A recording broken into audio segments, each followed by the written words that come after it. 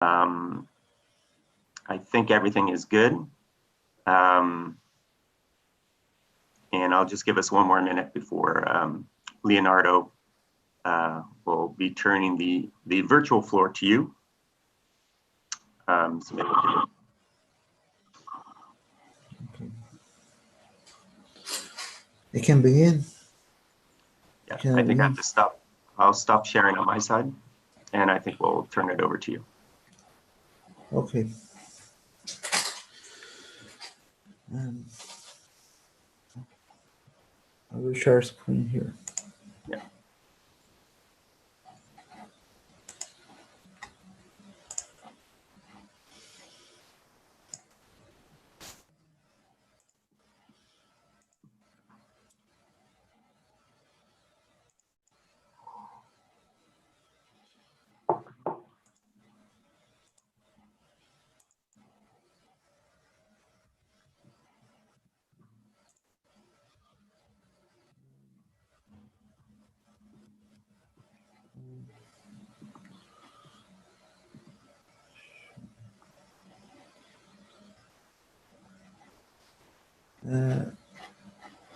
You see the screen here? It looks good, Leonardo. You can start.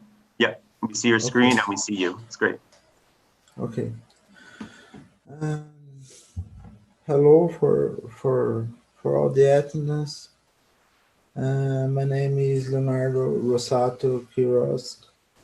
I'm Brazilian and I work now.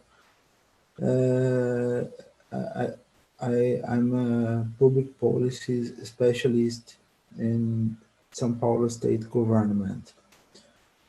I'm a bachelor in social sciences and I have a master's degree in territory planning.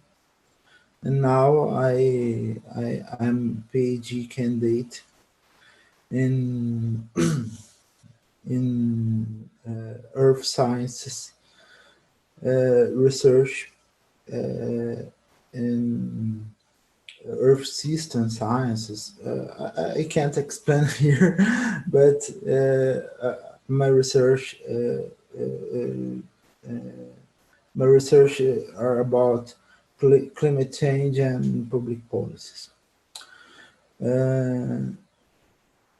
I will talk to you the COVID response in Latin America, a comparative perspective.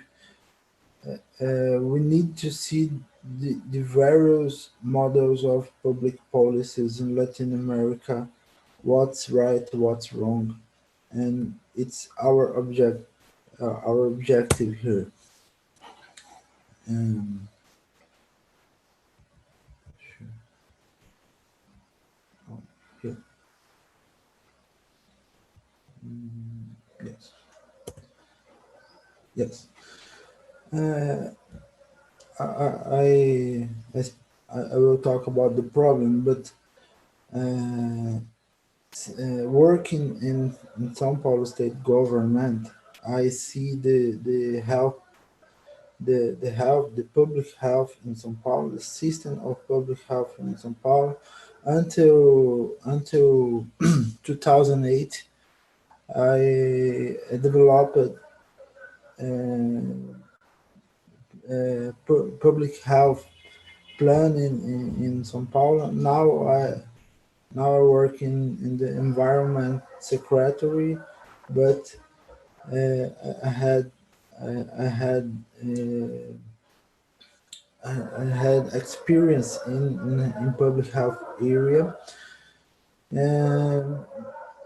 and I see the problem, the obvious problem, and the problem are why the coronavirus outbreak been more tragic in Latin America than elsewhere in the world. The data is strong in talk it. Latin America concentrates 27% of coronavirus cases in the world. Concentrates almost 30% of coronavirus deaths in the world. Um, the death rate in Latin America are about 4%. What's happening? What's happening in Latin America from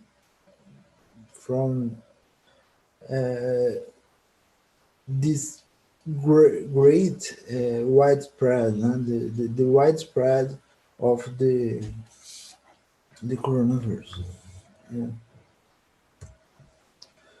First time Latin America lives a demographic transition.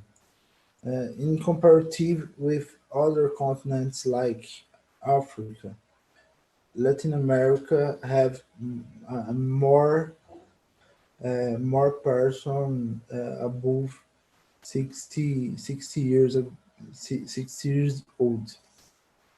And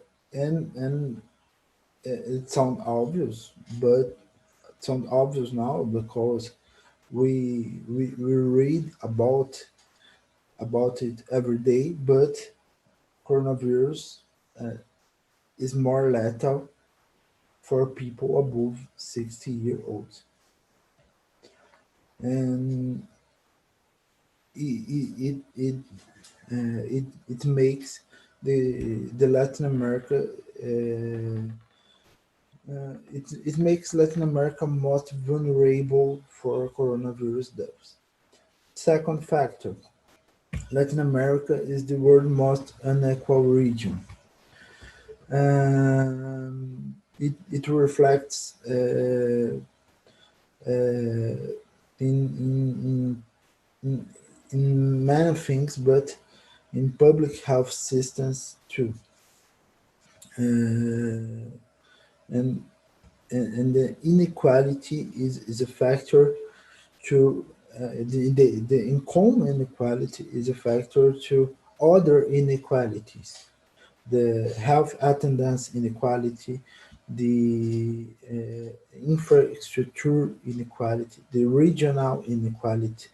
Uh, it's a multifactorial inequality in Latin America, and the inequality are reflected in the health systems in region. In most countries in Latin America, a public and universal health system exists. And in the in nine 90%, uh, 90% of countries in Latin America had a public health system with problems with vulnerabilities, but the the systems have poor quality and inadequate infrastructure, and this scenario reflects a general opinion, a general bad opinion about the quality of healthcare in region. Um, okay, and the last previous factor, the resurgence of populism in Latin America. Uh, because these leaders, these leaders are a challenge for evidence based public policy, because these leaders are autocratic, and these leaders don't these leaders don't believe in evidence based in public policies like Bolsonaro. We will speak more. Okay. Um, from the comparative policies, uh, uh, I, I, I the best examples in the region, and and we need discuss the best examples in the region because Argentina, for example, Argentina uh, see now at this moment a case explosion, but Argentina don't see now a deaths explosion. Uh, but separated Argentina, Paraguay, Cuba, and Uruguay. If we see the cases per million and deaths per million are acceptable levels, and the death rate the death rate is comparable for world's death rate, and the daily tests for million people are are uh, are good indicator for the care of the politicians of these countries in coronavirus outbreak, and all the countries had a good structure for tests. And the common strategies for these countries: mass tests, lockdown, healthcare investment, healthcare, basic care, prevention. It's very important because if, when we compare with the worst examples, we can see the different the different approach, and the healthcare is the prevention care here. And Cuba, specifically Cuba, made a technology to tracking localization. Another five Of minutes, Leonardo. okay, in the worst examples in region, it's the other side of the question. Brazil, Mexico, Peru, Chile, and Colombia. Common strategy: weak social distancing for any means, intensive care investment. Here, the investment care are UCI capacity, not in basic health. Widespread subnotification, except Chile and Colombia had have a good test policy. And the Brazilian case, pandemic negationist, magic solutions, the federal government against social distancing, and the fallacious discussion economy versus health, like USA. The Brazilian case is, and the Brazilian case is the worst case in Latin America. Brazil had a federative problem. Brazil had a public health system, universal health system, and the division in public health system are municipalities are responsible for the basic health. The states are responsible for hospitals and complex care, and the federal government are responsible for the research and the organization of the system. What's problem? What's problem?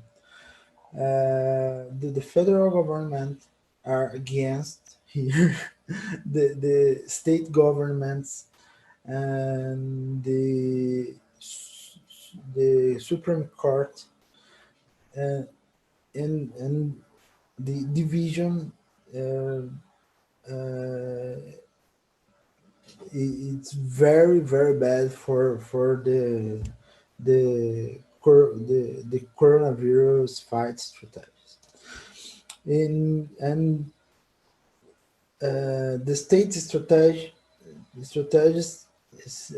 had an error, an conceptual error in because states invests uh,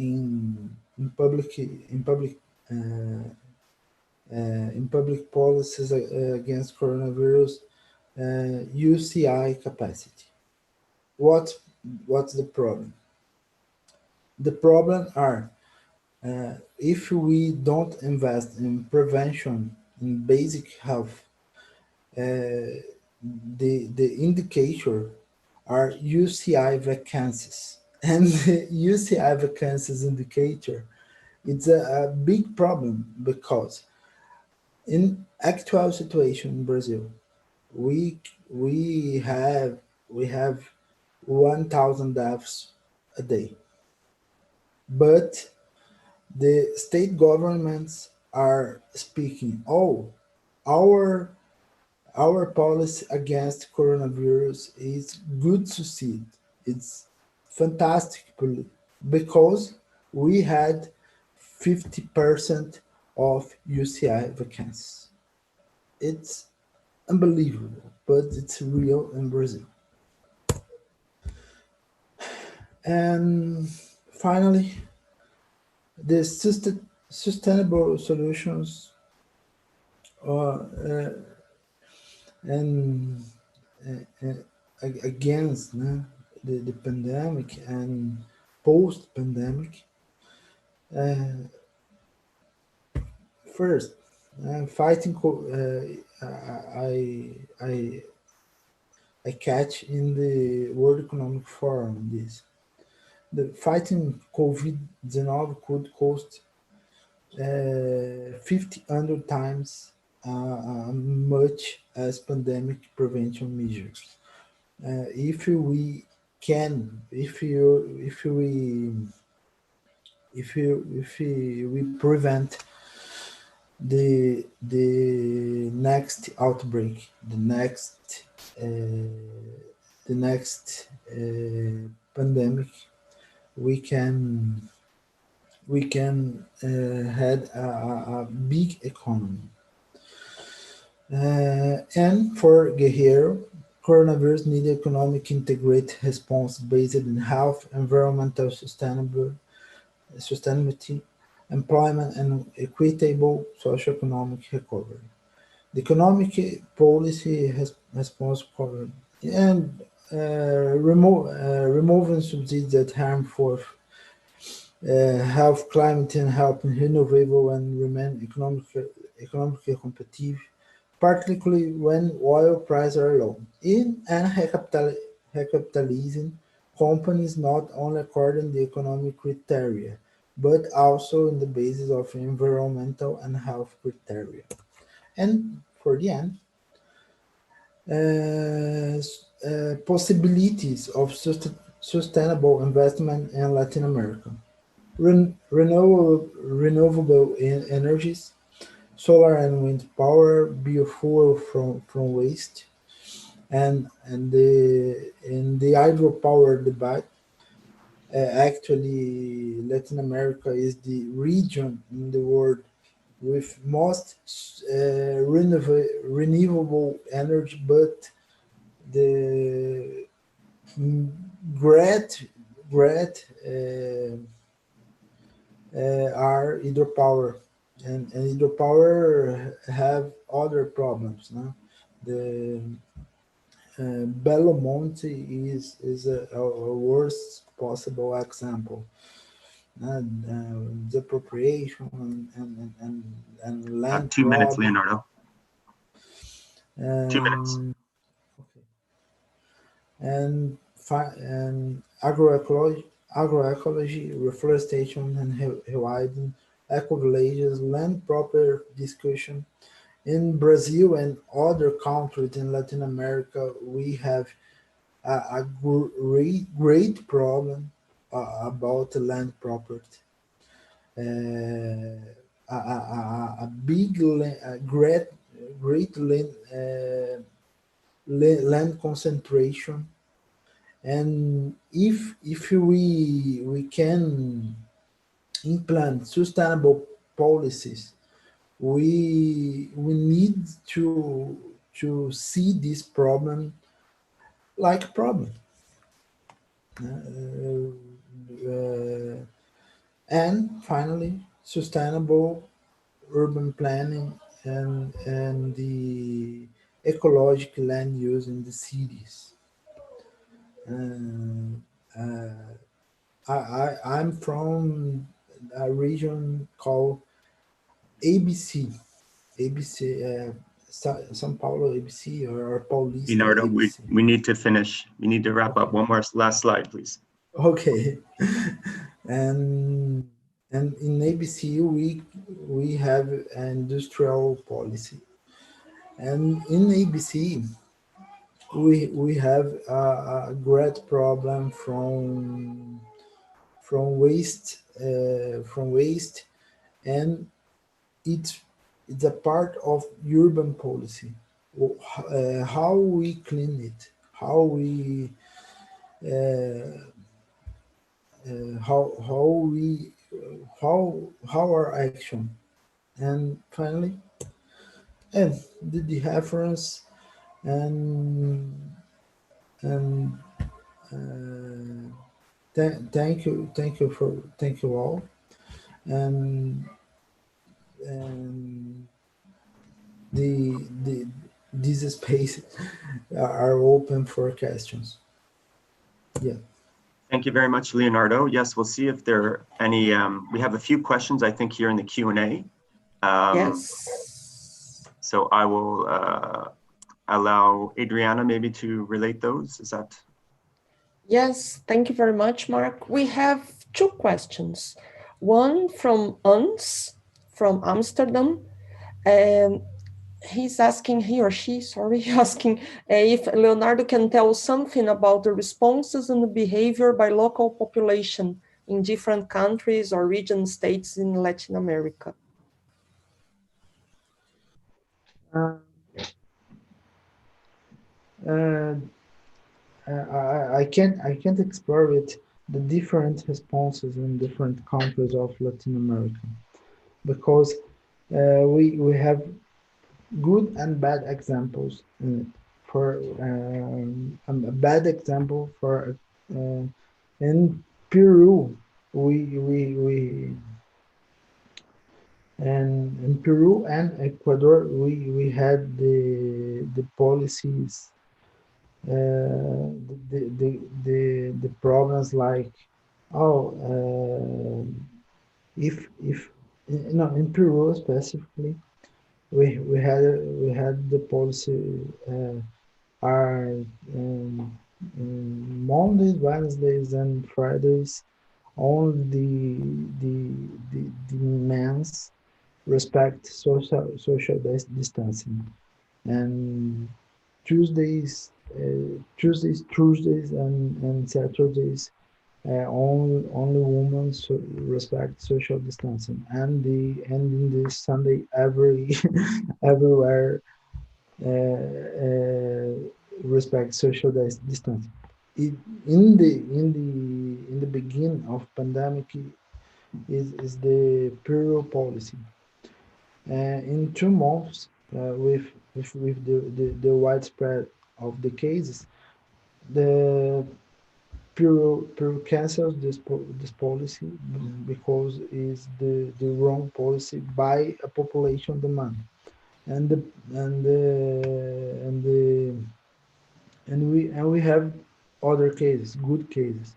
For example, the the Argentinian example in coronavirus.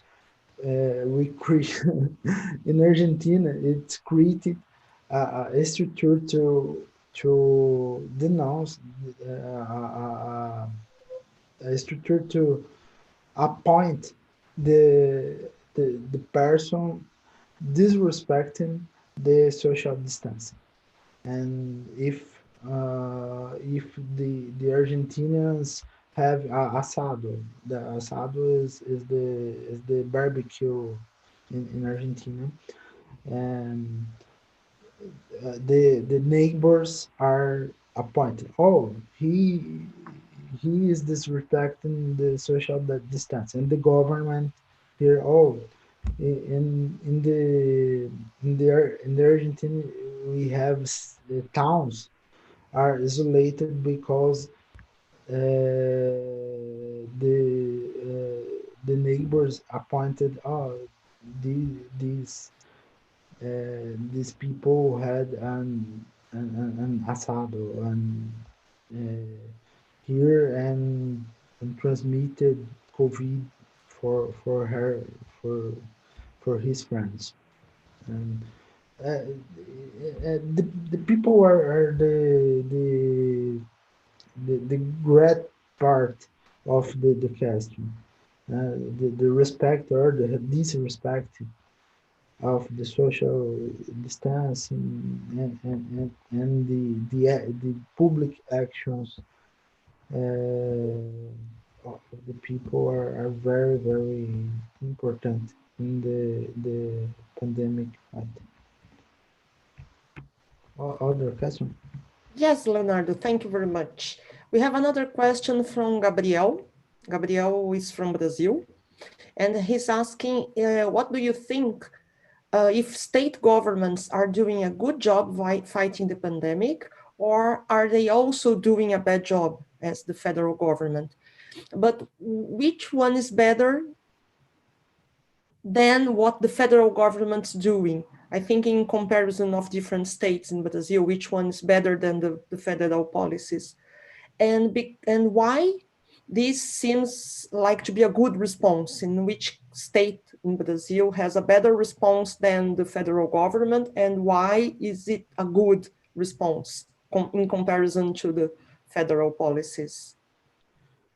In a comparative perspective, the states are better than federal government, but it's only because the federal government are horrible. The bar is very low, yes. Yes, no, the bar is very low.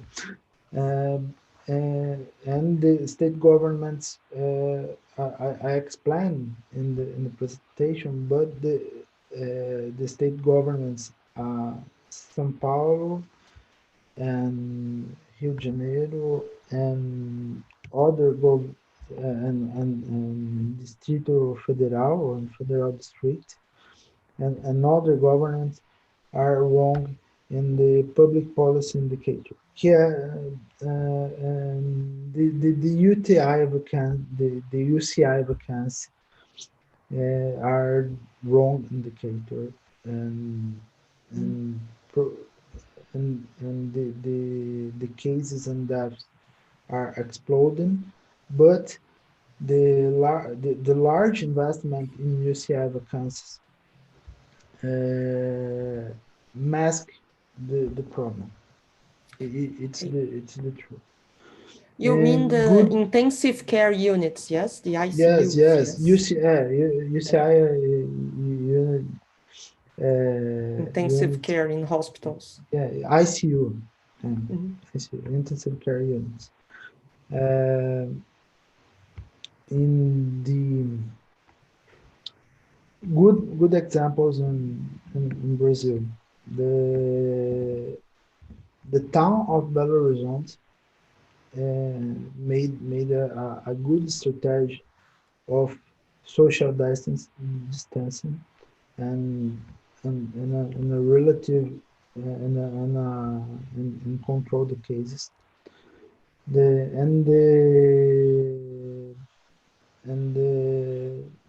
northeast states, and now Pernambuco have a sustainable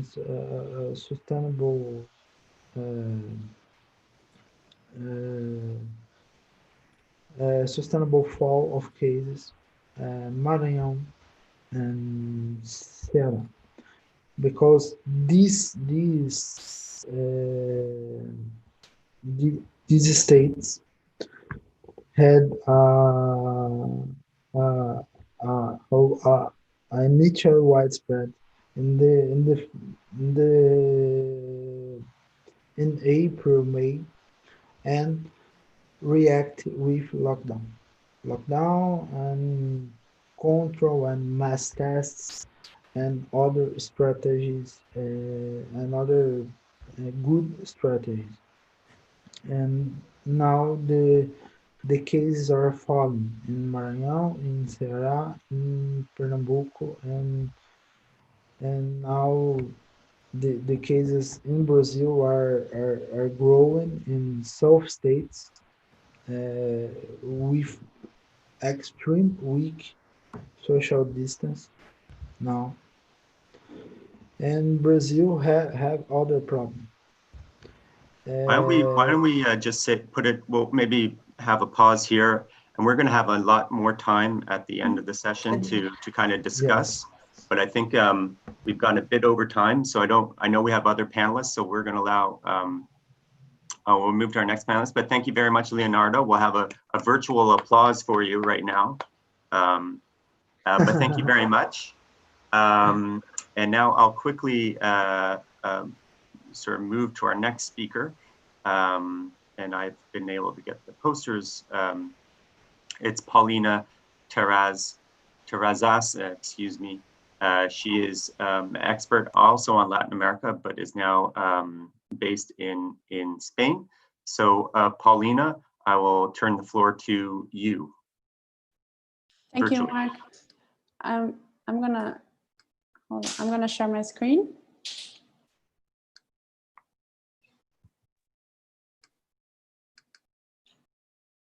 And as I do that, yeah. Will you let me know if you can see it properly? It looks good. You might want to full screen your... There. Is that working? Perfect. So we were thinking about how policy decision-making in the COVID-19 mindset would work, especially what are the opportunities and the risks for sustainability in Latin America, given this dire context that Leonardo has very well described to us. So how would this look? First, a quick reflection of how COVID-19 and human abuse of planetary boundaries is seen, or rather not seen, within the region. Then, of course, the logic of what the pandemic means in terms of sustainability and whether it could be a potential landscape shock. There are certainly increased concerns about governance and economy. We will just go briefly a little bit about those. And then, of course, Latin America in the pandemic era, no? What this is doing with economy, poverty, and informality. And you will see that these global South issues are perhaps applicable not only to Latin America, but to many other global South. And then some of the debates that come as the policy decision-making under pressure, they actually apply also to the global North context, or they could apply some of them. This is why potential risks for sustainability efforts can emerge. And of course, the conclusion overall is that directionality is as important as ever. So we care not only, as we always have, for sustainability transition to happen, but we should really rethink how the COVID-19 is altering that scenario. So first, we know that pandemics are linked to humans' pressure on ecosystems. This narrative is not only seen in the very scientific sources. So the first bit you've seen there is the nature. So that's a common understanding. But what's interesting in the global North, that what we can appreciate more, is that conversation and that reflection actually has come out of the very scientific and very specialized locations to the public opinion, to the newspapers. So we've moved from science to The Guardian, of course, the World Economic Forum, but also the Monde Diplomatique. So we can see that there's something about the virus and there's something about the pandemic that actually has to do with what humans we are doing as a species. What is very interesting to say in this sense is that this link seems to be absent in the news in Latin America. So we see coronavirus and all the pandemic conversation going out throughout all countries, but very little links and very little mentions of how COVID and how this pandemic and this very dire situation links up with how everything else is happening in terms of our use of human use of resources in the planet. And that, of course, is relevant. I think that's the first step of one thing that we should notice and think about. From a more research and perhaps even more academic perspective, when we think about transitions, over a long period of time, we always want to see how transitions happen and whether the sustainability transition may happen and how is it different or is it similar to other very big human transitions. And within this MLP interpretation that comes from Gilles and Schott, the transitions theorist, we want to know whether the coronavirus is actually a landscape shock big enough to move things around so that sustainability could be a more important or a more relevant element for that transition. So whether or not the COVID is a type of a landscape shock that would help the push. And then I will not go into the detail of the cases. I think Leo has presented a already very sad and very worrying panorama in terms of the almost 5 million people that we have with COVID. But of course, what we can see, the very obvious reflection about the situation in the continent in general, is that cases are certainly going up. They don't seem to be peaking yet. They seem to be kind of going up and still going up and every day going up for a very long period of time. So over 100 days have passed and the situation is still on that kind of logic, which of course comes together with all kinds of concerns. Interestingly enough, for Latin Americans, the concerns actually about governmental decisions and economy sometimes exceed those about the virus itself. It's not that people are not worried about the virus, but they have kind of bigger worries. So these examples come from all around the continent, but you can see that now first, for example, for the Chileans, the big concern is how the government is doing and what decisions they are taking within a very controversial government situation going on, and a new constitution pending and so on. We can also see, for example, with Argentinians that they are more worried about economy than health. Not because they don't worry about health, but the economy has been such a big strike in their lives. The same happens with Colombians. They're more worried about jobs and what's happening with jobs. The same happens with Mexicans. They are worried about their microeconomic context, so what's going on with their economy, but for their families. They are more scared about that sometimes than about COVID, and well, the same with Brazil. So it's not that we don't care about the virus, but we do care, and we have seen before situations where the economic downturn may have very specific implications for families. So that's on the table as well. And then, of course, the level and the degree of how serious this could get is still pending to be sure.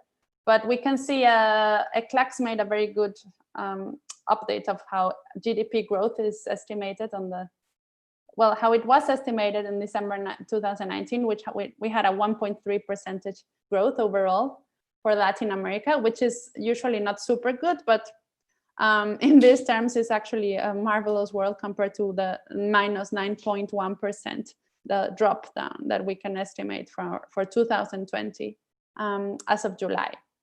And of course, every time the updates of the estimations happen, we can see that the perspectives get worse and worse. And this includes almost all the continent, 18 countries. And then the repercussions for growth, for GDP growth, which can be a very kind of abstract and macro issue going on, are usually very, very hard felt in the Latin American families. And this is why we're just talking here about poverty and extreme poverty, but it's a dire context for sure. So poverty and extreme poverty will go very much up. The blue bars that you can see were the estimates before COVID.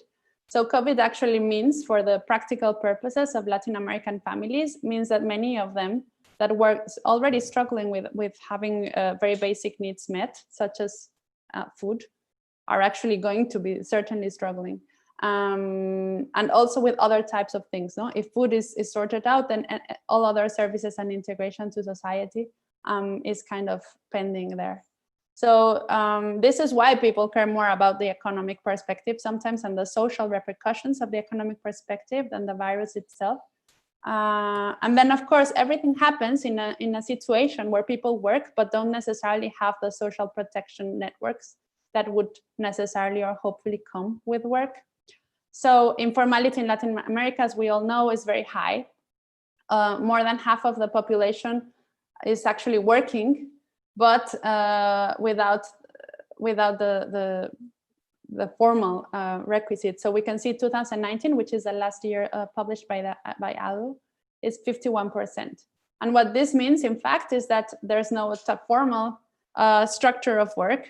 And therefore, what that means in terms of the COVID situation is that if people don't go out for their usually commercial and urban activities, they won't get any income. So in contrast with what happens in the global north, there's a very strong attempt, at least, to have a social network going on so that people can rely on and take appropriate measurements. Here, we're saying that maybe half of the population of the entire continent will be kind of left on its own. And this is why people are worrying so much. So we have uncertain consequences from COVID, already looking very bad, but uncertain. Playing against very well-known consequences from hunger and from not going out to work, or from going out to work but not selling anything, which is what happens when you're an informal worker sometimes. And so these examples come all from Mexico. Another interesting thing is that the pandemic became more of a topic in terms of worry only when it actually exceeded, in terms of the death toll, that death toll from violence. So only when coronavirus ended up killing more people than the actual violence situation, then it became kind of bigger, which says a lot about how we live and how we think about things. And of course, there's another trade-off going on, and it's beneath. This is way more subtle, and perhaps one also very important to think about, which is the trade-off between democratizing and centralizing decisions. Because we know that governments all throughout the world, not only in Latin America or Asia or Africa, but also the global north, governments are needing to react fast to the situation in the pandemics. But then at some point, that trade-off between fast reaction and then appropriate decision-making and transparent and participative alternatives are not as clear or as evident as one would think. So what is going on in terms of the policy decision-making, which is now the main point here? First, whether, how, and when to promote lockdown and return to activities. It's not as easy or as obvious. It's not like if you promote lockdown in contexts such as this, half of the population might actually starve. In a matter of days, I'm not talking about a long term. It's a very, very immediate things, because they won't have income to buy food. This, of course, adds up to the how to finance the health and related expenses. No, most of the countries have very complex health issues already, and not necessarily unitary or very well organized and well delivered publicly financed health systems. So this means everyone needs to get either a loan or a budget reallocation. And then there's a whole issue of how to distribute the resources, how to engage with private resources, and so on.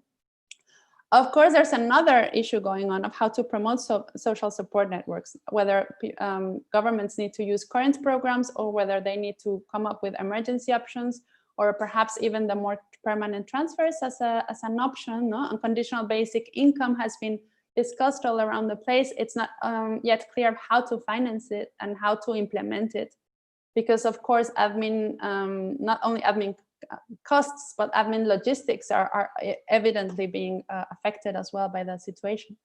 The issue remains of how to avoid a worsened social and economic impact. So all governments want to reduce the impact, but then it's not super clear how to actually do that. And then perhaps the next and the the next step would be how to decide virtually and democratically with civil society, universities, and social organizations and private sector, how to decide what's going on. So as you can imagine, this context is not precisely the most logical or the most adequate to actually start thinking about things that wouldn't seem as an emergency. And that's the risk in terms of sustainability. Because if sustainability topics seem as a mid and long-term problem instead of an immediate one, and if the link between the narrative of what's happening with COVID is not obviously linked to sustainability decisions in terms of the global use of resources, then sustainability may seem like a second order or a second moment or a second issue that is not an emergency. And this is perhaps the most important risk that the sustainability community and also the global citizenship would really have to think about, because if we see decision-making that would actually favor or go against sustainability perception overall, just because of the dire consequences and because of the urgency that what's happening, then the risk is that some of the efforts that have been pushed forward for the last 10 to 20 years in terms of climate change or in terms of new energy and cleaner energy or in terms of urban planning would actually go back. So again, two examples of what can happen with renewables or with clean energies in the middle of COVID. And then what we see is that there's a risk on one side because of the technical bits, because in a kind of more emergency and warlike context, sometimes the electricity companies decide against having more volatility. But then, of course, that puts at risk the system on the logic of having a more renewable matrix. So this is a massive change. And this example of energy is just one of the examples that we can see all around. But what is true is that the risks towards sustainability are there. And if we don't make the sustainability agenda part of the COVID agenda, then the potential for these issues to sort out on the wrong directionality remains. So very quickly, how to deal with a landscape shock of uncertain evolution such as this. First, we need to get the missing link back. So the missing link between the pandemics and human responsibility needs to gain visibility in non-academic, non-specialist areas, because we know that scientifics know, but we still need the public opinion and the general news and the newspapers to actually have that as a topic that links up. And then, of course, that also comes together with the need for openness and argumentation. So all kinds of situations where the decisions are being centralized needs to be kind of taken also care about. Not because some decisions shouldn't be centralized, but then the centralization implies in many cases a democratic bonus that is not always there, and also a public decision making about private lives, but also about future use of resources that is relevant for everyone. So evidence is as relevant as ever. We need our best efforts to understand what's going on with COVID beyond health, not only because it is a very relevant and of course dramatic health issue with all kinds of situations and ICUs being saturated and financed being not enough and people and so on, but not only the epidemiological challenge of dealing with the pandemic, but everything else that goes around with it. We need to have a more integral and a more multi-sectorial and multidisciplinary approach to that. And perhaps this is where and when we would think that the science, technology, and innovation community's role is as key as ever for the global conversation and solution. So thank you. I will stop sharing. Thank you very much, Paulina. So this is Mark Purdon again.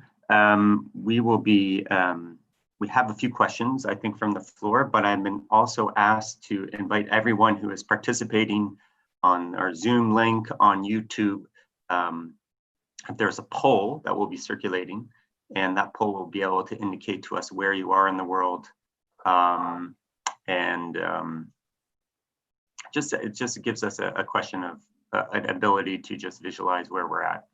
So thanks for those that are already participating in the poll. And in the meantime, I will allow Adriana to curate, and I think there's a few questions in the Q&A. Yes, thank you, Mark. Thank you, Paulina. We have a question from Ifitkar Sahid, and he's asking if do we have a comparison between different possible strategies in handling the pandemic? If yes, what parameters were selected for that, and how wages were assigned for those parameters? Yes, so I've seen a couple of comparisons, mostly ECLACs, I think. I would suggest for the Latin American region. I'm sure there's many more. And then WHO has been releasing some. The typical issue with pandemics is that you can compare countries, but you know that they are different and that situations are different. And then you cannot compare to what would have they done without the pandemic. So there's not an obvious counterfactual. So countries take decisions, for example, lockdown or no, on different moments in time. And we never know what would have happened if they decided lockdown on a different moment, because that never happens. So we end up having to kind of compare either countries or regions or kind of imperfect situations. And that doesn't really help a lot in terms of having a very precise weight or a very precise quantitative indicator. But I guess it's always worth using, because we know that some countries decided against lockdown, or sometimes decided, for example, more explicitly to promote the use of masks. No, and that has been on and off the debate, but now we know that masks are very, very important. And then that has been now more and more at stake, and more evidence seems to say that we need masks. So everyone should have a mask. So the countries that took longer maybe went worse, but we still don't really know. And that's the point. We still don't really know many things, but we know little bits of things, and we know enough so that we can perhaps have a more open discussion and conversation about issues.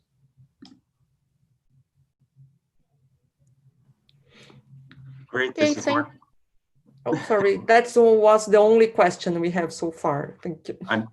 Yeah, thank you very much, Adriana and Paulina. I'm sure we're going to come back to all these discussions in the discussion session. Real brief before I introduce our next speaker, I wanted to share the results of where people are participating from. This is obviously an incomplete one because I'm actually participating from Montreal, Canada, and I'm afraid I didn't get to the poll. But we have a lot of participants from Europe and Latin America, and also South and Southeast Asia. So thank you very much. That's very exciting to see that we are again able to get quite a global coverage. That being said, I'm going to move to the next speaker. Our last speaker, Revocatus Twimo Muhangi, who's coming to us from Makerere University in Uganda. So Revocatus, the floor is yours, virtually speaking. Thank you, Mark. I think for some people it is morning, and then for me it is good afternoon here.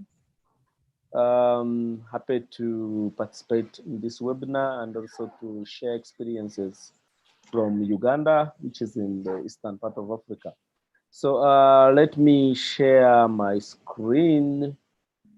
Revocatus, maybe you can open your camera too. We can't see you at all.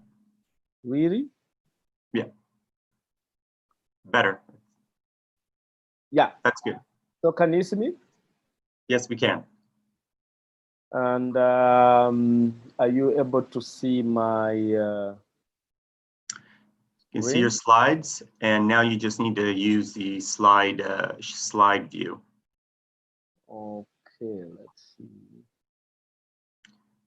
If you could go down to the bottom. Let me, I'm trying to. On the right. Yeah. Yeah. Perfect. So as I said, my name is Revocatus Twimo Muhangi. I teach at Makerere University, a public university in Uganda, in the eastern part of Africa. So Uganda is, from those maps, you can see that Uganda is in the eastern part of Africa. It's a landlocked country, as you can see. It mainly accesses the Indian Ocean through Kenya and Tanzania.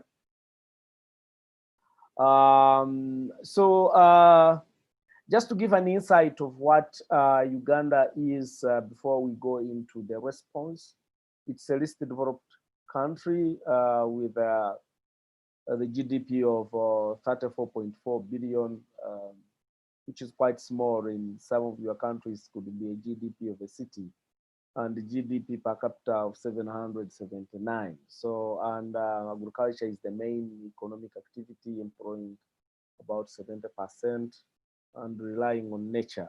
Actually, about the population is slightly over 40 million, largely rural, 80%, but is growing very fast.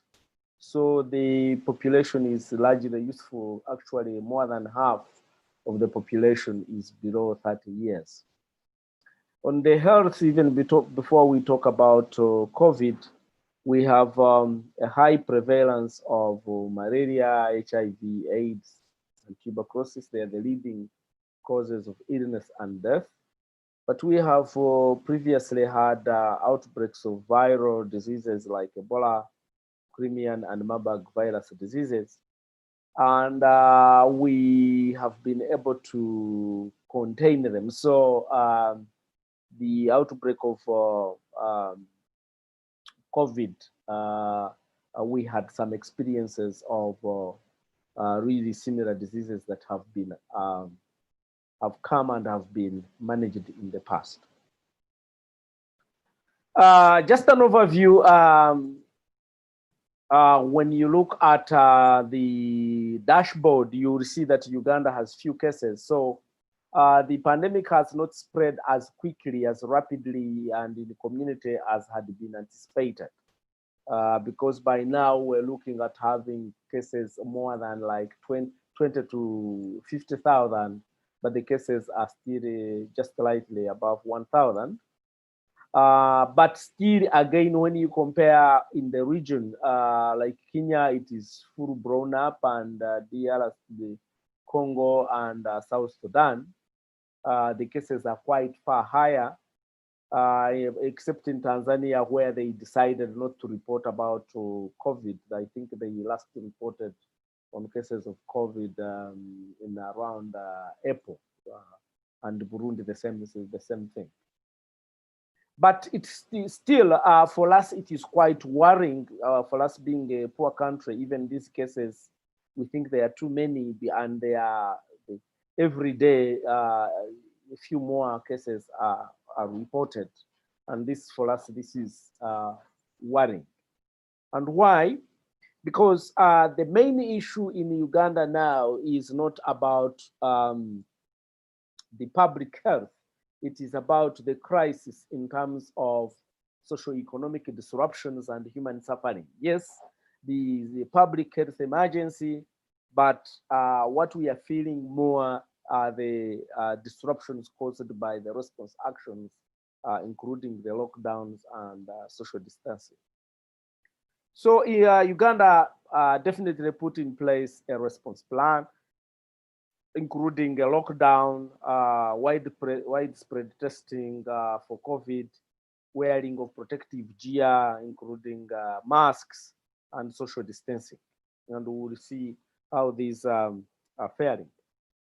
The lockdown is a major threat to livelihoods, especially employment, business, the economy, and of course, attainment of development targets that the country had put in place. But more seriously is that we have a very weak public health system. Like, for example, the whole country has less than 100 intensive care units, intensive care beds. And so if we have a serious outbreak that will require people to go into hospitals to be treated, and and require ventilators and ICU, then really we will have many deaths. But we had an early response to the pandemic. A lockdown was put in place even before we registered the first case of COVID. And this has yielded positive results because the outbreak has at least been contained or delayed. So in terms of cumulative cases, as of today, we had 1,203, and the new cases are 8. So really, when you compare to where the outbreaks, where you have been having more than 1,000 deaths a day, and for us, since March, we have only 1,200, we think the spread has not been quite very bad. And yet the recovery is very high, 1,000, over 1,000, and the only active cases we have are 108. So the red ones are the new cases. The main cases are imported cases, 58%, mainly by Ugandan returnees and truck drivers, and then local transmission is less than 50%. This, as you can see there, is a cumulative, the epidemic curve of confirmed cases, and you see that we had the first case around 21st March, and by end of July, you see that we're nearing 1,200. As I said, now we have reached that level.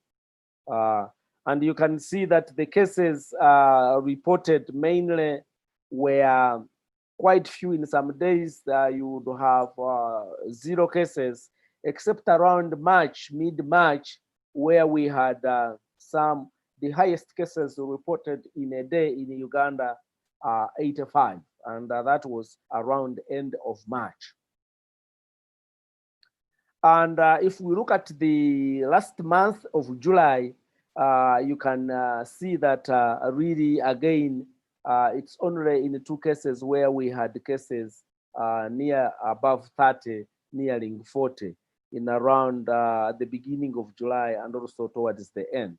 And again, you can see that the number of new cases has been quite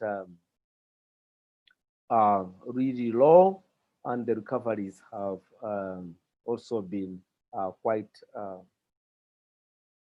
When you look at the age distribution, you will see that most of the people who are infected are male, and we have few females.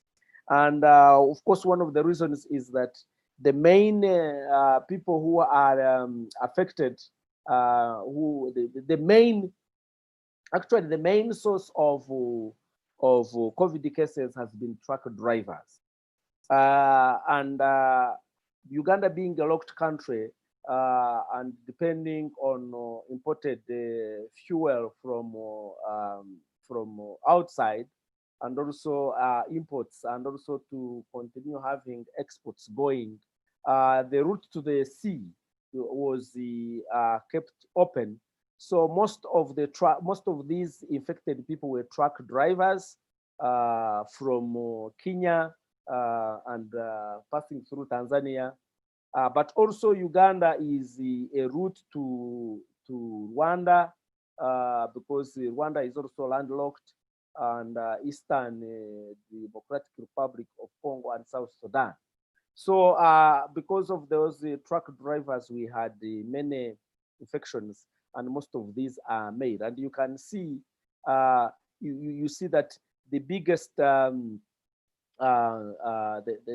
main ages were 30 to 39, and so between around 25 to 45 is where we have many of these reported cases.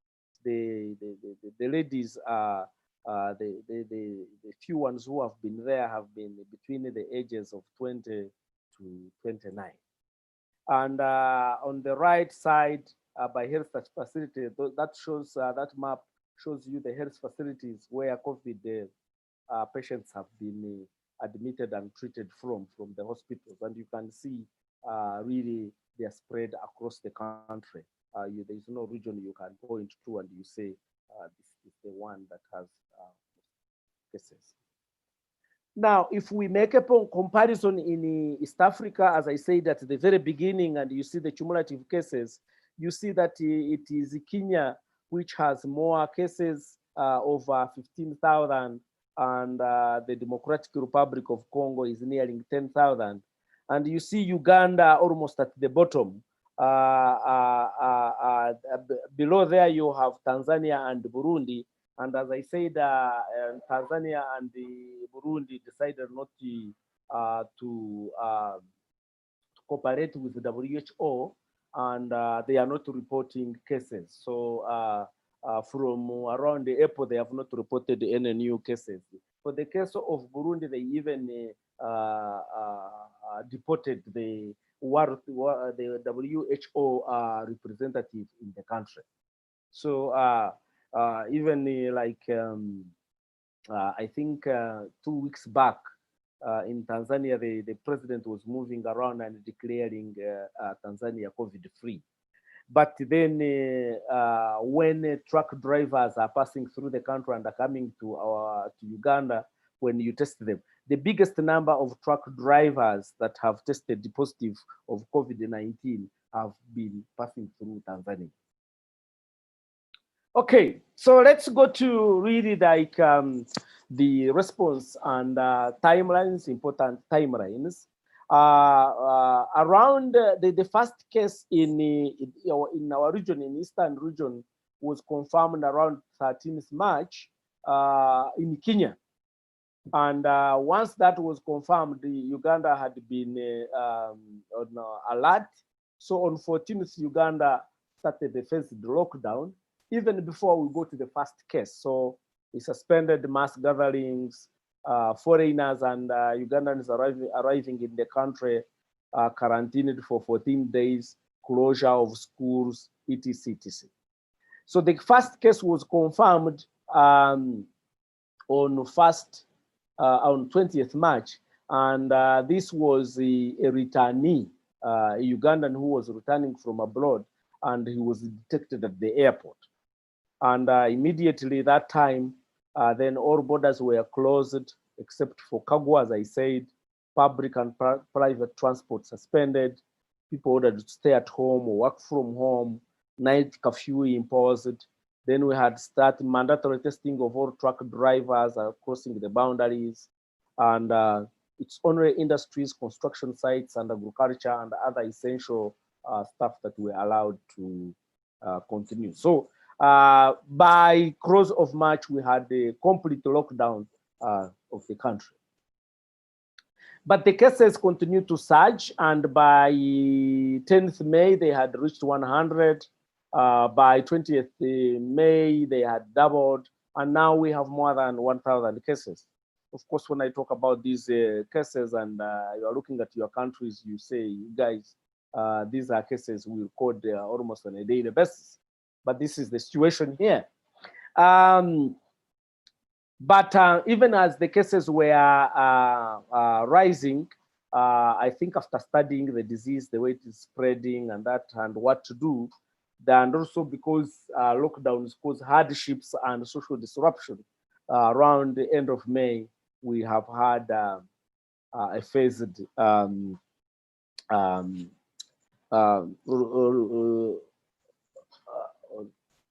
going away from these restrictions. Shops are open, public transport, but emphasizing on social distancing, hygiene, and wearing masks. But I can tell you, if now you come and you visit our city, I don't think you can really think that there is a lockdown. Yes, I mean, there is COVID because yes, it is a regulation that people put on masks, but you don't see people putting on masks. People are mixing quite freely. But what is still under lockdown, and I think it will stay for longer, are schools, are places of worship, the bars and places of entertainment, and mass gatherings, or are still banned, and we still have curfew at night. So the COVID response was really put in plan. Plan put in place was really comprehensive, and the president has spearheaded mobilizing and communication, and so he has been very active. And I can say that ever since COVID came, we have had more than 20 presidential addresses on COVID. and we have a national task force. And for incident management, we have 5 pillars. We have the case management, where you have if people are found positive, they are taken to hospital. How are the cases managed? You have a lot of surveillance and laboratory testing. You have strategic information, risk communication, and logistics. But then you have other support services that go to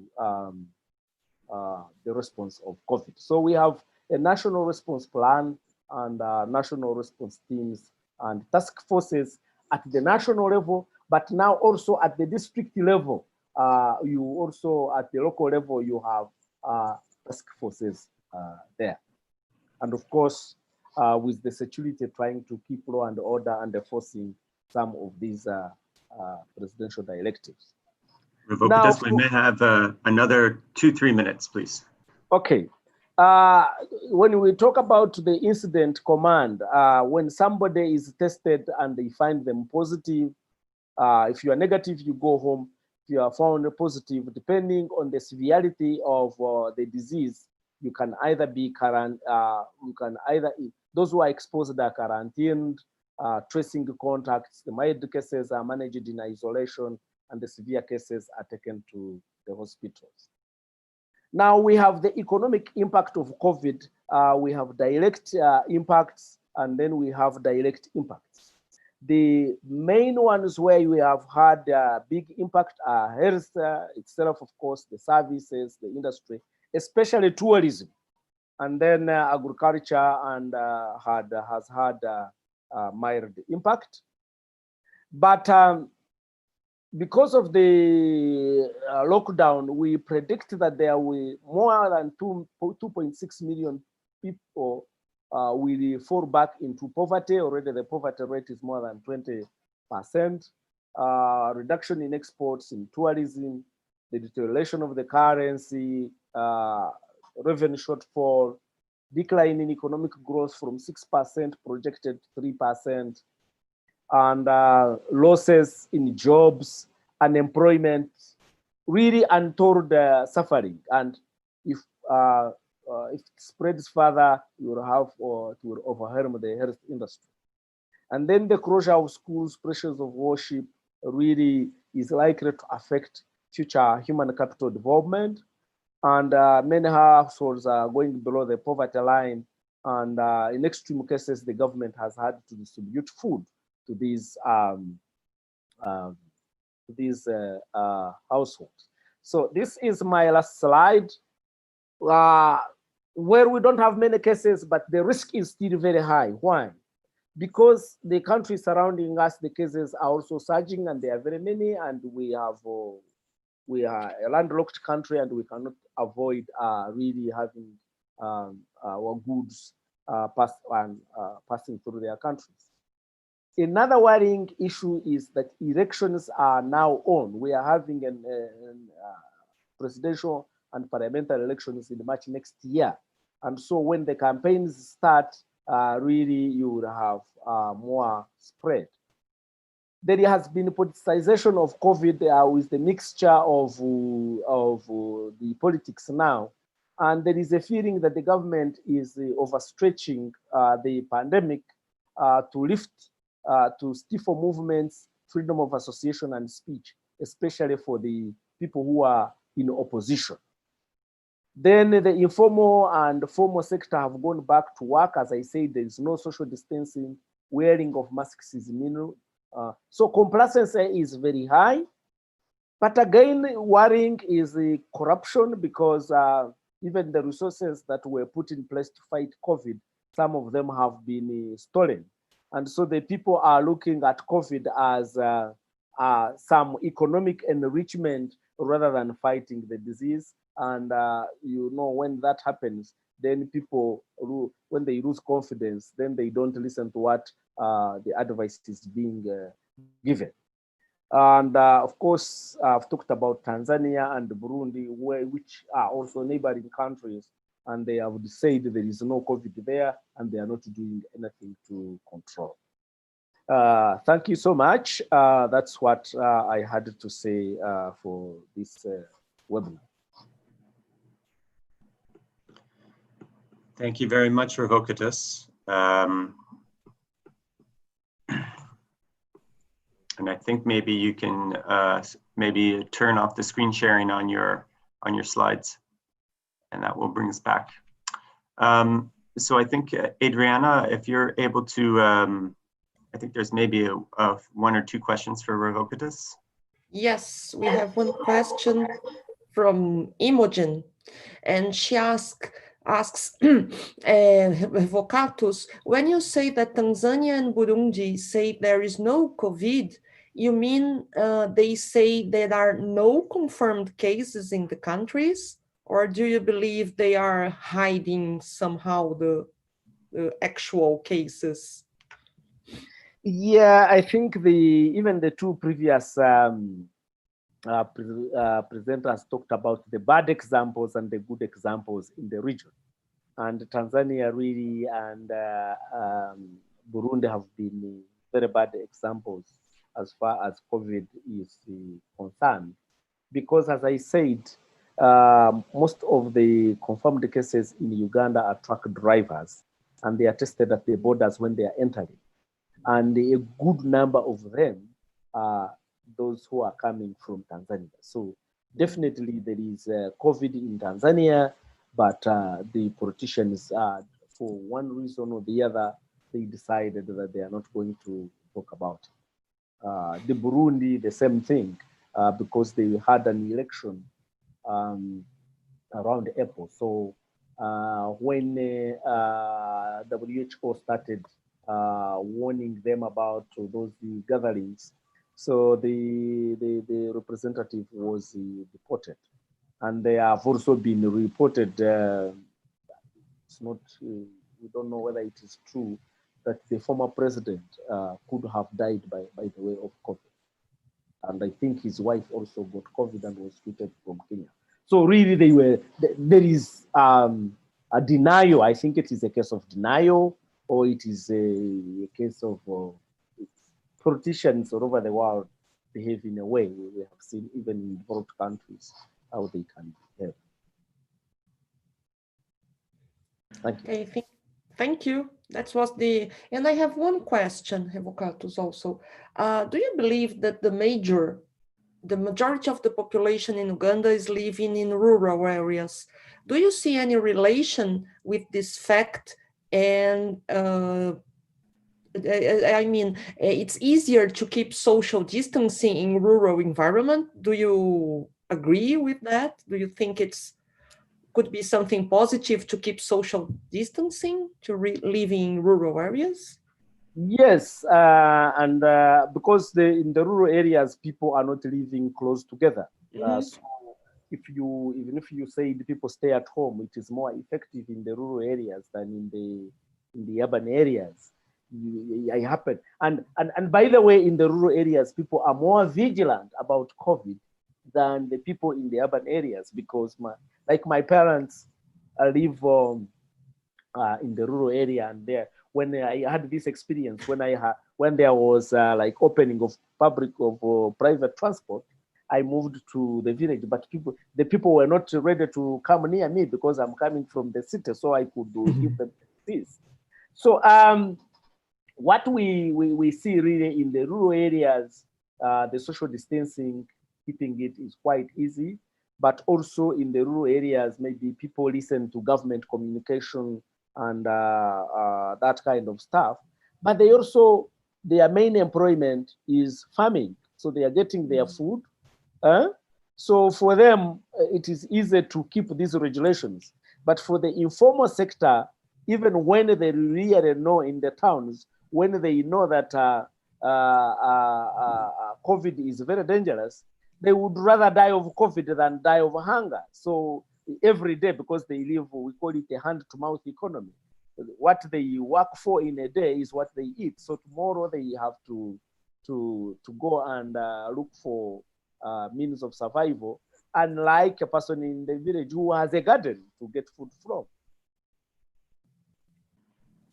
Maybe Revocatus, Thank you, Adriana. I'll add one more question, and maybe this is related to the previous question, is how good do you think the statistics on COVID are in Uganda? And you had the one map that showed basically COVID cases have been found everywhere in Uganda. Most parts of Uganda, there's like a few cases. And I just wonder if that spread, just the distribution, the geographic distribution of the few cases suggests that the COVID is more widespread than, and so are the statistics good? Are the testing capacity good? How does that come into play, and how confident are we that the number of cases have been captured by the amount of testing that's been available? Well, the map gives some information, but could also be misleading, because those are the hospitals that were prepared to receive and treat COVID. So because many of the cases were truck drivers, at the beginning, what used to happen would be that a truck driver reaches the border and they are tested. And they are allowed to continue their journeys because the results are not immediate. Maybe they come after like 12 hours or maybe 18 hours. So when they come and they are positive, the driver of the truck is stopped wherever he has reached. And they take that driver to the nearest COVID treatment center. So that is why they look like they are all over the country. But the districts where COVID cases have been confirmed are not quite many, they are quite very few. So that is where, and then also because each of those hospitals has a maximum capacity of COVID cases they can receive. So when that exceeds, then they are taken to the neighboring hospital where they can be treated. Thank you. Okay, thank you very much, Revocatus. Well, we've had 3 great presentations. I guess now it's the, well, sort of allow questions for all 3 panelists and sort of curate a bit of discussion. I think there are actually, Paulina, I think there are a few outstanding questions for you, if I'm not mistaken. So maybe we can start with those, if that's a good place to start, and then maybe that will lead to some other kind of broader discussion. And we have some questions from YouTube as well. We have one question from YouTube. Okay, great. Well, why don't we start with these kind of the questions that have been raised. And I think, though, just to give some context here, I think we're trying to see if there's some sort of what lessons have been learned in these types of, from the sort of comparative presentation. And I think one of the things that's always striking to me about the sort of the transition theory kind of main model of the landscape, the niche and regime, is the landscape is often kind of held fixed. And I think this kind of comparative perspective allows us to kind of see what the different landscapes might offer in terms of creating different contexts for responses to COVID. So maybe that's just one, and maybe we can come back to that, but that's what maybe just one direction we can maybe take the discussion here. So let's see what these questions are. Adriana, if you're able to. Yes, please. One question, Paulina, is from Marivanda, from Brazil, and she's saying that that your presentation was really great, and it shows how Latin American and development countries has a very different and complex contexts. And the participation of researchers and community is very important to discuss new possibilities to advance. Do you agree with this, that the participation of researchers and community is really important? Yeah, well, it's hard to not agree. Of course, we agree. I guess the challenge, and I think Marivanda brings something very important out of how to participate kind of issue. Because we didn't go into that very much, but I guess on some sides, you would think that the technology jump would make it easier for some forums and for some decisions to be more open in one sense. But then, of course, given that there's a very strong restriction to population in terms of access and both time, internet, resources, and so on. So actually, community participation is perhaps harder than ever, huh?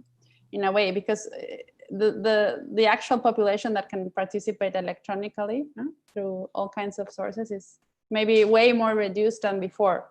So participation is a good one, because we really need to be sure about how to open those spaces that doesn't mean that COVID ends up having a more unequal participation, you know, the social part than before. So yeah, totally agree with Maribanda, and I thank you for that question. Okay, thank you. And I think the question we have from YouTube, I think it's related. And I will ask Paulina and Leonardo and Revocatus, I think the same question. And Armando asked, in respect to science, mainly related to public health, if it should be a mandatory request and maybe a constitutional obligation to governments to follow science recommendations, to follow science in developing policies. And what do you think, how we could do this, how to make this enforcement of science over public policies? I think the examples here that you three showed mainly showed how science should be important to the development of public policies. And what are your thoughts about it?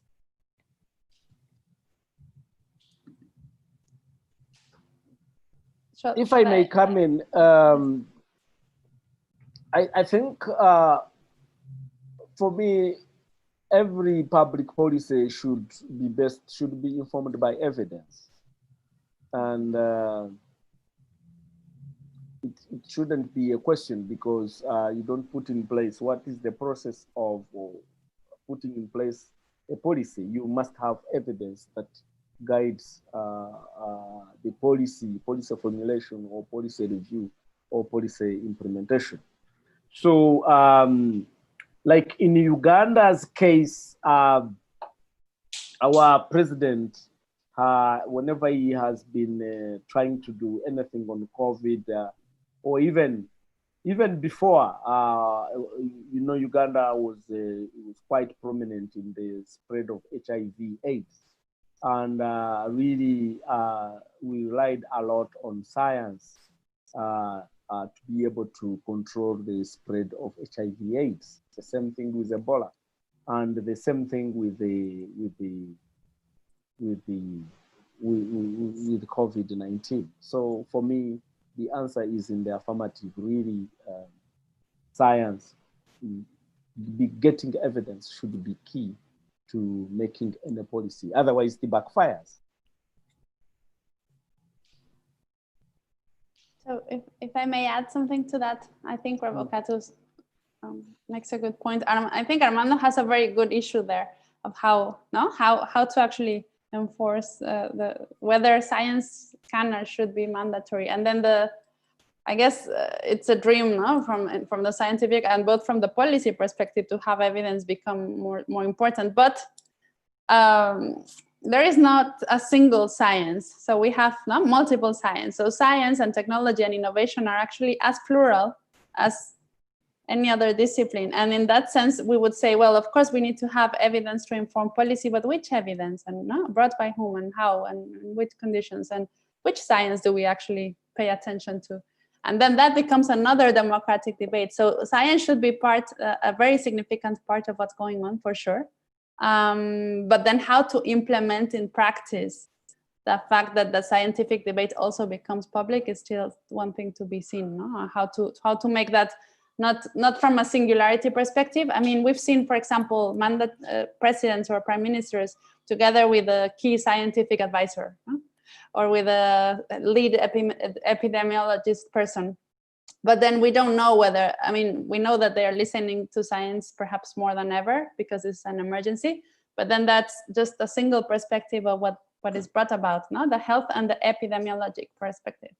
So I guess we need to make it more relevant and more visible. I'm not sure if mandatory will sort it out, or whether that makes any practical sense in terms of, or will that just end up having a single science perspective close to policy and then omitting all the rest? I wouldn't know.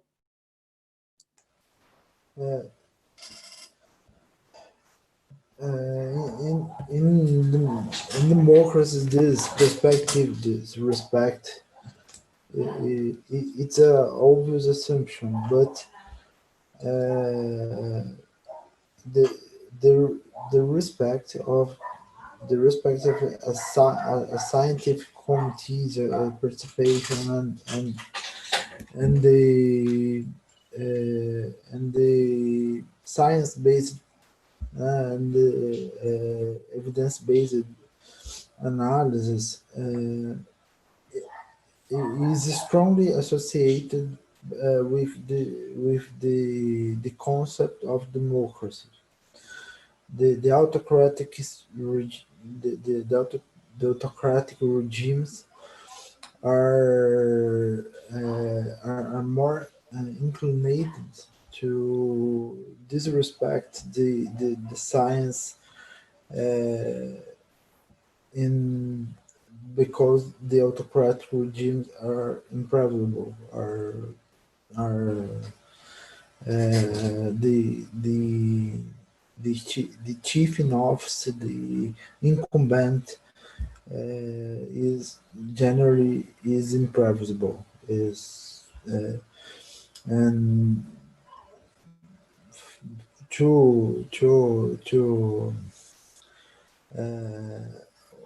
how we fight this possibility. Paulina was right, is right, and we need scientific committees, we need case scientific advisors, we need the institutions in science, and with these institutions, with the research centers, with the research politics, with the system of science, technology, and innovations, we can talk in respect. We can talk in science-based policies, and we can base our policies against coronavirus and against and the adaptation and mitigation, the climate change and other policies. All the policies must have science based, but we need to build a institutional structure for it.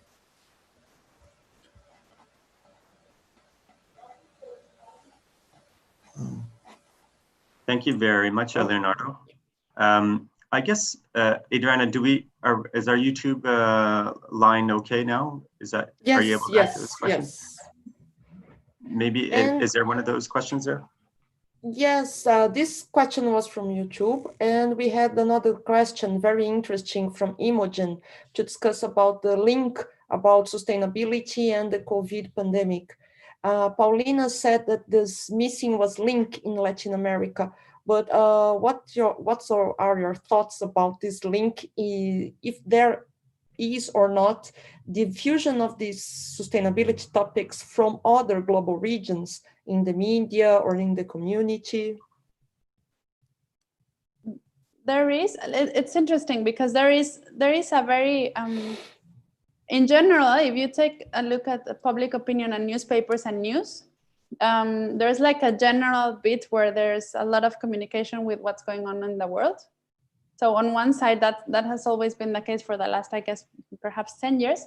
But then, interestingly enough, with COVID, news are becoming more and more local focused. Of course, because people may be more concerned about what's going on in their country, their community, their state, city, and so on. But then that leaves out a little bit of the panorama of the debate. So it all became, in a weird way, kind of a monothematic issue, of course, logically. But then other topics that relate to COVID but are not that obvious, no? The deaths and the deceased and the decisions, everything else seems to be kind of left behind. And that's why it's so important if sustainability is not seen as a death cause or a disease cause or a decision that should be relevant now as well and not in the future. The risk of that just becoming invisible or not having any space. Of course, if you Google the news, or if you search from Latin America, the video from Le Monde, you can see it, but then it's not even like referred to in many places, or it doesn't get very much attention there. I think, in my view, I think if I can add something, sustainability becomes an issue when it's related to economy. At least here in Brazil, we are now discussing a lot about the Amazon burnings and the deforestation in Amazon region because of the pressures from the economic side, the pressures from the economic world, as we can say, because of the fear of receiving a kind of boycotts from Europe and from other investment banks. So the government is now saying that they are going to take some actions because of the fear of the sanctions. So if I can add something, sustainability becomes an issue when it's directly related to economics, not to health or other topics. And if you can say something about it, if you agree, Paulina, Leonardo.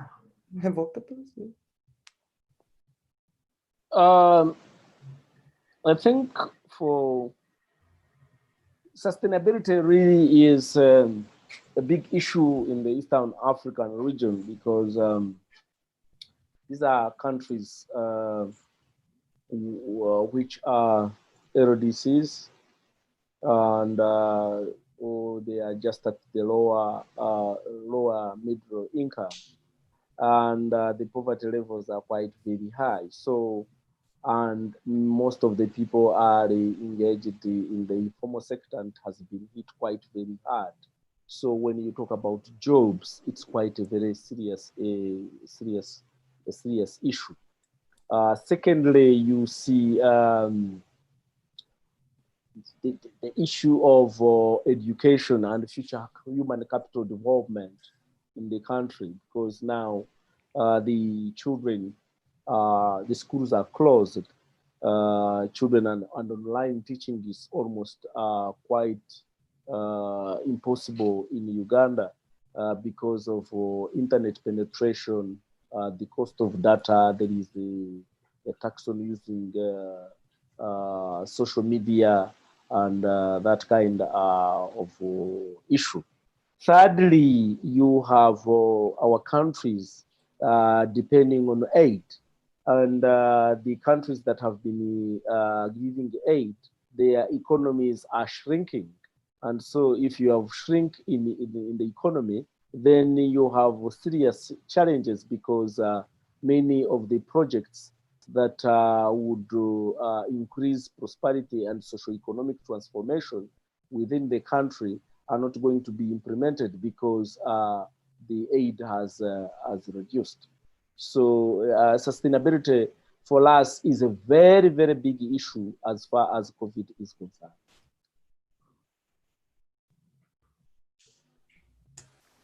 For me,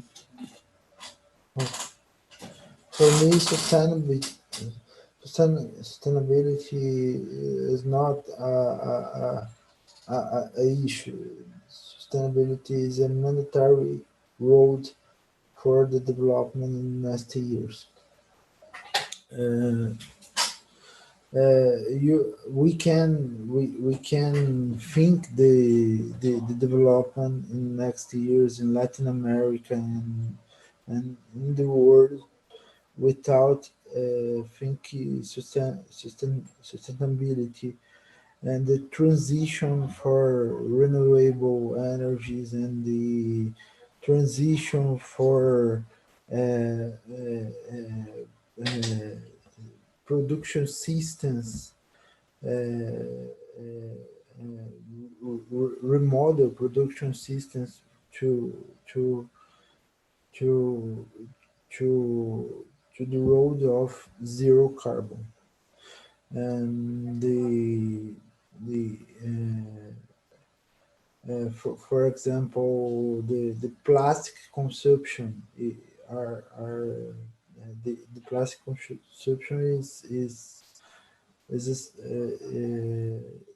a great problem in the Latin America countries. In 2019, various towns and states in Brazil make laws to restrict the plastic consumption. The in and this road is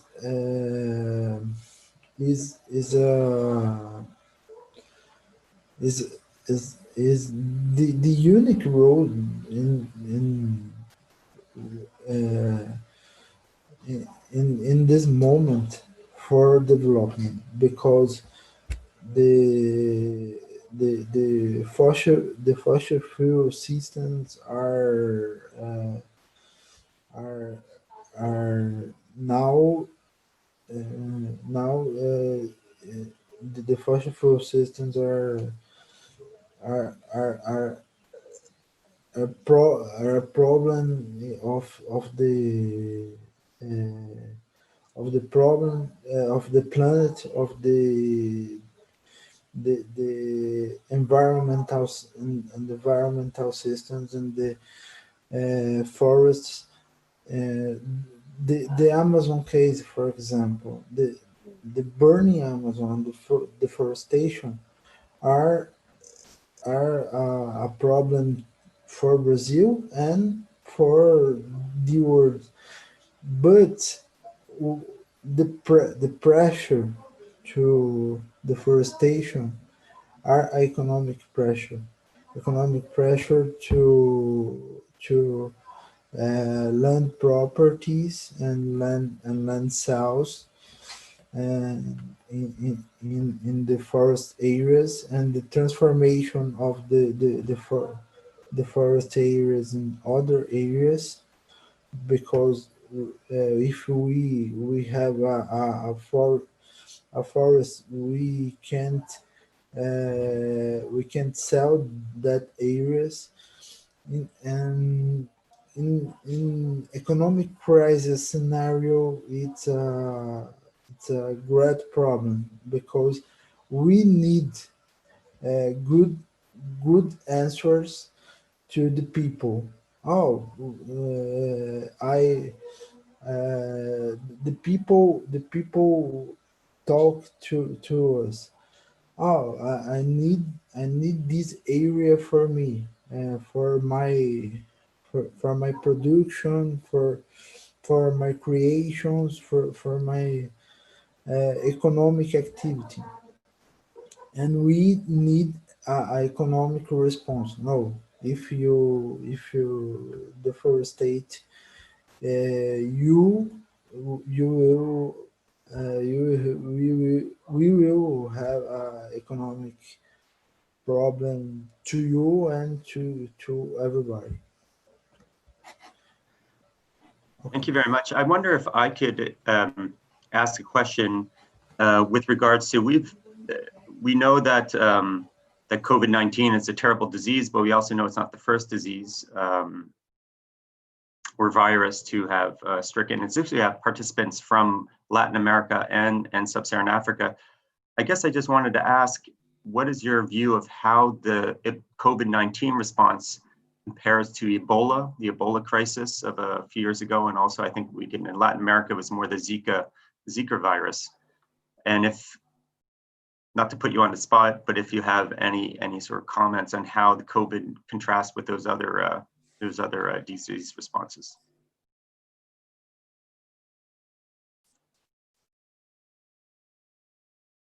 Mark, shall I start? So actually, not only the the Zika virus, but also we had the AH1N1, the swine flu, which was later called the Mexican flu, unfortunately, that to compare with. And that was a dramatic experience because there was also a lockdown, an economic lockdown. It was more years ago, but I think it's a good one to compare. Never as dramatic, never as expanded, never as serious in a way. But that's where we got the new generation of flus to go into the continent. And then it was obviously declared an emergency, and a lot of controversy of what followed, because after the lockdown, people were saying, well, maybe Mexico City, for example, shouldn't have locked the whole thing down, and we wouldn't know what would have happened without the lockdown, because there was a lockdown. I think the costs were estimated about I don't remember, but WHO made an estimation of how costly it was. And I don't think in any way it compares to the magnitude and to the scale and to that drama that comes with COVID, because it did kind of serve as a trial for epidemiological systems in a way. So I think for the health systems, it kind of was a first experience of this type of issue going massive, and inequality making it worse, and so on. But the level and the degree and the damage that COVID may do, I think it's really up in a very, very different scale, unfortunately, which is on the bad side, very, very, very bad. On the good side, that would actually help, or should potentially help, the debate to make it a more obvious thing that universal health coverage with high quality from the public financing should go back to the table, as opposed to having fragmented systems all around the continent, I guess.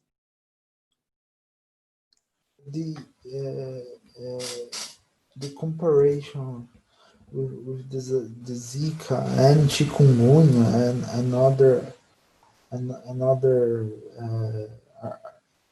another virus of Aedes aegypti is impossible, because Zika and other diseases had other characteristics. The characteristic of Zika and chikungunya is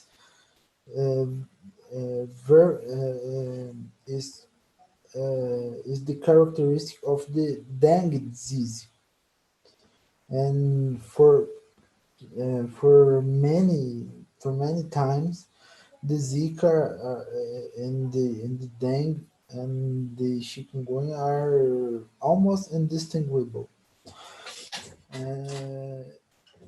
And the Zika had other problem, the problem of microcephaly. But the problem of microcephaly are a long-term problem, and it's not a emergency. Emergency like if you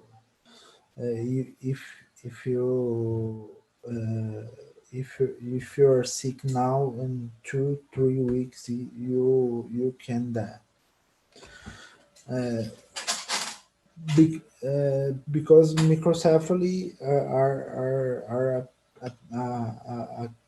a pregnant question, and the pregnancy are 9 months.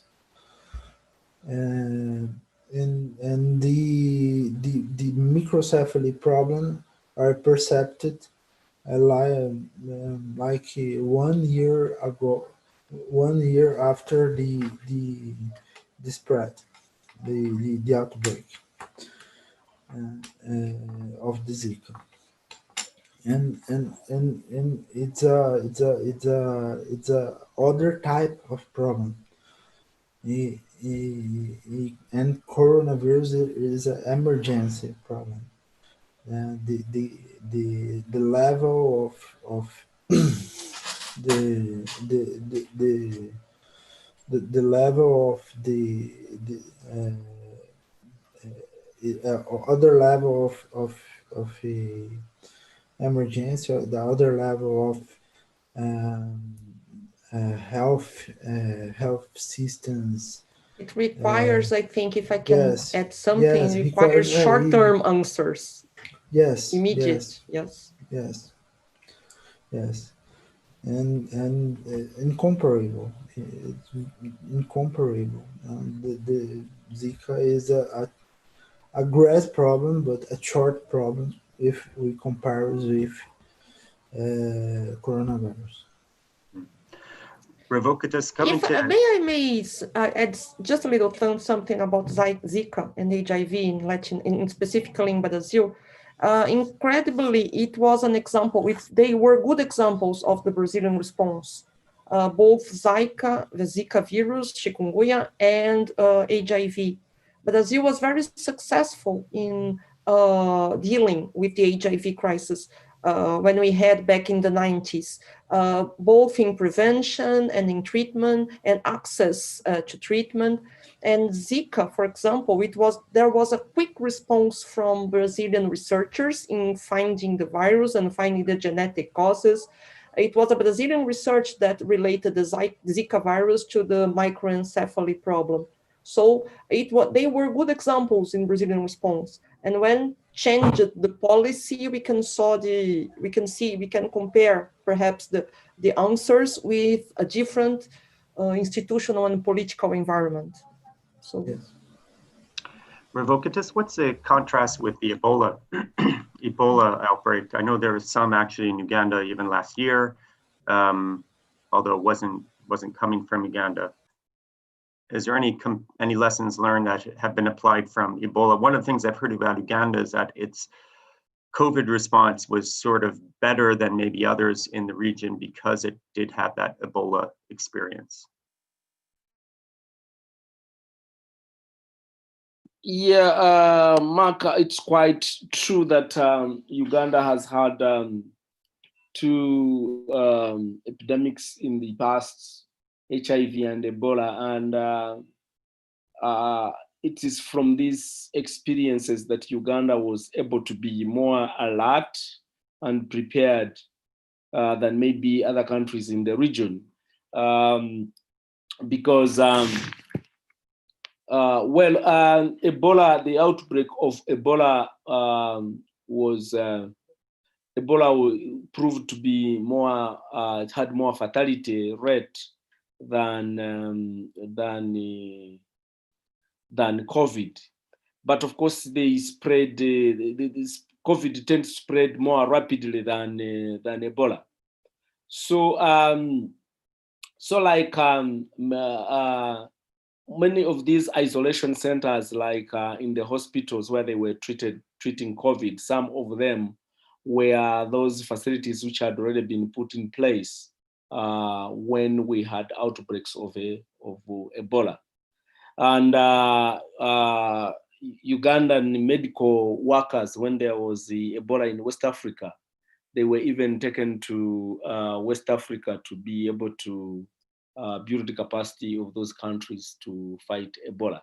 So actually the staff, the medical staff who were at the forefront in the fight of Ebola were the same staff and who were at the forefront in the fight of COVID. And when you look at the response plan for COVID, it is actually an updated response plan for really Ebola, just additions in that response plan. So it's quite true that Uganda was more prepared because of these previous incidences. Interesting, thank you. I don't know if we can squeeze in this one last question, I think came from our YouTube, but I'll try.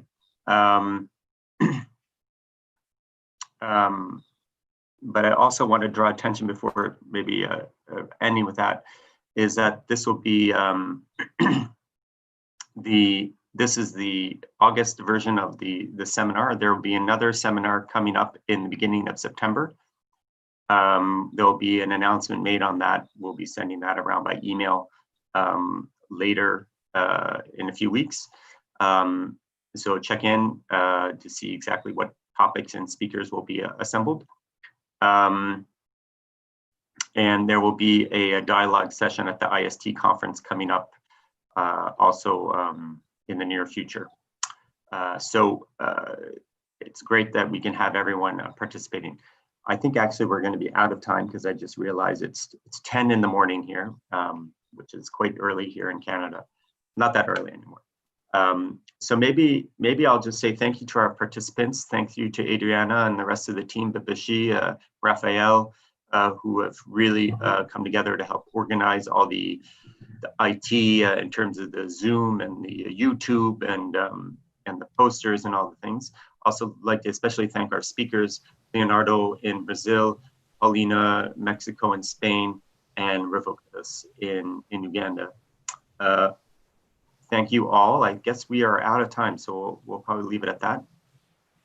But we will be seeing you in the near future. And I think this video is going to be available for the future generations on YouTube, if I understand correctly. So we can all kind of check that out and keep going. So thank you very much. Merci beaucoup tout le monde, and we'll be in touch in the near future. Thank you.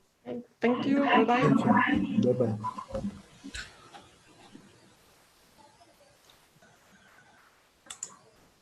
Thank you.